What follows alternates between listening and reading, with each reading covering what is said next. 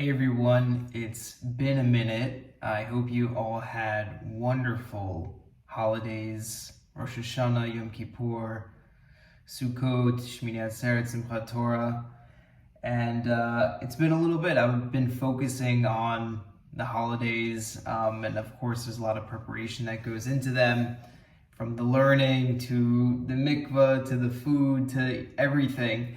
But I'm glad to be back, God willing, making more videos this year, sharing what I'm learning, having conversations around it. Thank you to everyone who has subscribed and reached out to me. I hope to continue the conversations. I think it's appropriate to at least address somewhat what's happening in Israel. As you all have heard, and have probably had a pretty difficult or somewhat difficult Shmini Atzeret and Simchat Torah, when we all heard what's happened in Israel, what continues to happen. There are a lot of terrorists that have entered, and I don't really need to expand further than that.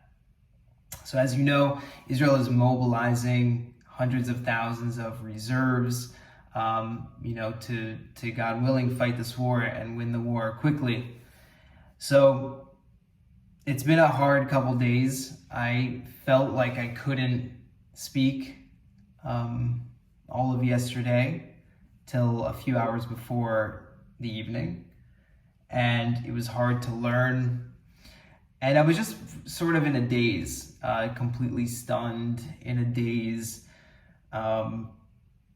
confused, and Baruch Hashem, I was able to pray properly over Mincha and Mariv and start to get my learning going again.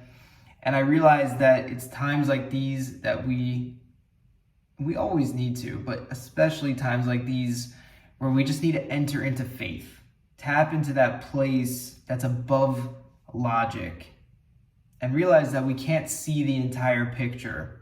And while what's happened so far and continues to happen is horrible, we have to have full faith that Hashem is guiding the entire situation. There's a whole calculus, and it's above understanding. And so that's what I'm tapping into. I'm tapping into faith, and I realize that it's for the good, even though I don't understand it. And that's what I'm accessing. And very much so, I'm trying to tap into this idea of Naaseh v'nishma, which is what the Jewish people said when they received the Torah. It's what we're going to do. We're going to do the mitzvot, we're going to learn the Torah, and then maybe I'll understand. Right now I am in Naaseh mode, so I'm helping my sister spread the word for fundraising that she's doing to equip the reserves with further equipment. I will link there in the description. I can tell you a little bit more about that later. But that's number one, enter into faith and join me in that. The second thing is that there is the external enemy, as we know of, the physical threat, the kinetic threat, but there's also the internal enemy that I think we all have, which is whether it's questions of faith or just confusing thoughts or being dazed and confused, being numb, that prevents us from praying or learning Torah. And we have to overcome that internal enemy. We can, of course, send money. People are going over there. We have to do things physically, but to not forget to engage in the spiritual side of everything, which is really is the main thing.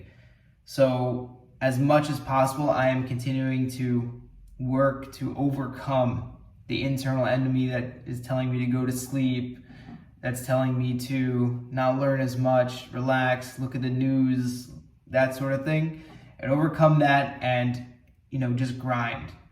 Pick up the book, learn, pray, increase Tehillim, just continue to collect those sparks. For all the sparks that they have taken away, we need to grab and elevate. We need to keep elevating.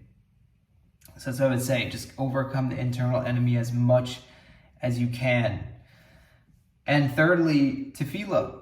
That is the main weapon of a Jew. That's the main goal behind this channel is to get better at Tefilah, to get better at connecting with Hashem, and Tefilah brings about miracles. And don't think that the psalm you say is any less impactful than the dollar you give or the other action that you do. We don't understand the effects of Tefilah, and it's even harder because we don't always see the direct connection. But increase Tefilah.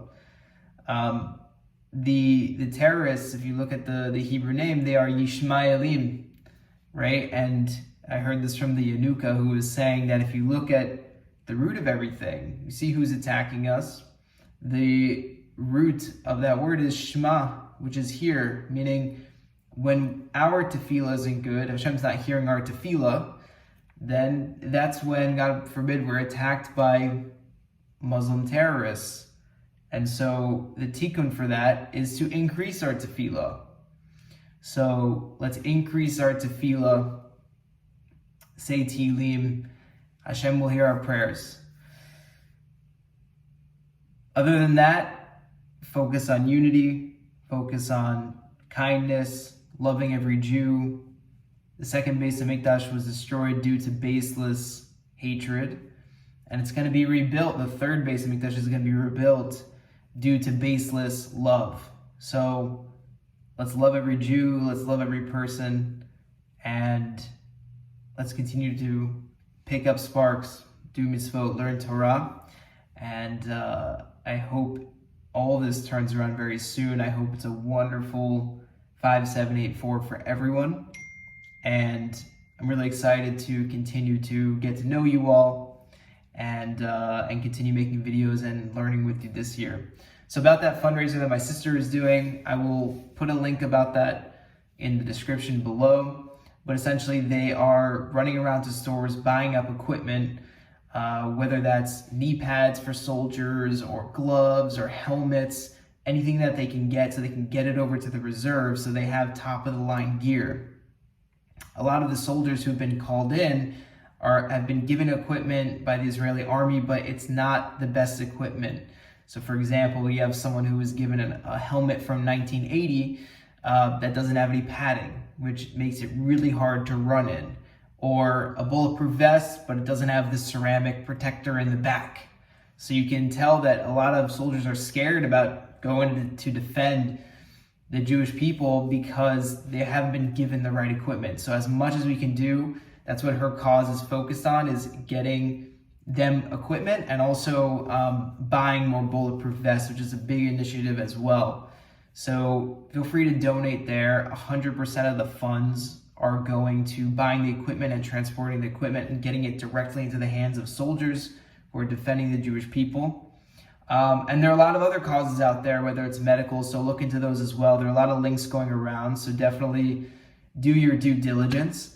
But that's more about the cause that my sister is working on, and they're on the ground in Israel. So other than that, keep praying, stay safe. I love you all, and I hope to continue learning with you and sharing, and I hope it's a wonderful year.